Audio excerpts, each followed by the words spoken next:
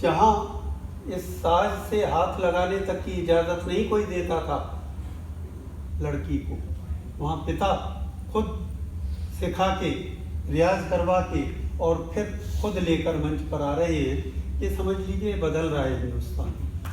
ये जो जोड़ी यहाँ बैठी हुई है, ये बदलते हिंदुस्तान की गवाह है। और संगीत संकल्प में ये यहाँ सबसे पहले हमारे पास आई हैं। हमें बहुत ही खुशी है ये सब हो रहा है। संगीत संकल्प कोई टॉप के कलाकारों के लिए नहीं है, सिद्ध कलाकारों के लिए नहीं है, साधना रत कलाकारों के लिए है, साधनावस्था के कलाकारों के लिए है।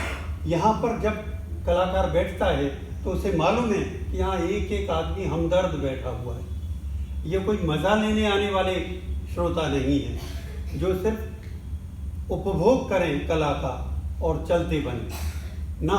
यहाँ पर वो एक इंसान की हैसियत से एक इंसान को सुन रहे होते हैं। और इसलिए संगीत संकल्प की इतनी शाखाएं देश भर में हुई, क्योंकि वहाँ उन लोगों ने समझा है कि ये हम किस लिए गाते बजाते हैं। मैं बहुत शुक्रगुजार हूँ आपका कि आप इतनी बड़ी तादाद में आकर इस क्षण की गवाही दे रहे हैं। और मैं आपका बहुत शुक्रगुजार हूँ, खास तौर से आपका, कि आपने अपनी बेटी को सारंगी सिखवाई।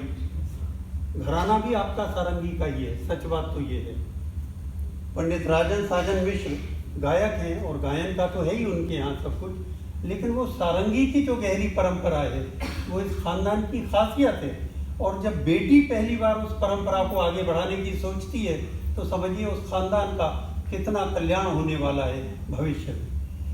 मैं आपको बहुत बहुत इस पूरे ऑडिटोरियम की शुभकामनाएं देता हूं और बेधड़क आप इस काम को करें, क्योंकि सारंगी बड़ा मुश्किल है, इसकी तरवें मिलाना भी मुश्किल है, इसमें सुर को सादे रखना भी मुश्किल है, और ये गज़ तो न जाने बीच बीच में कैसी कैसी आवाज़ें निकाल देता है, उसे भी संभाले रखना मुश्किल है। बहुत बहुत शुक्रिया आपका।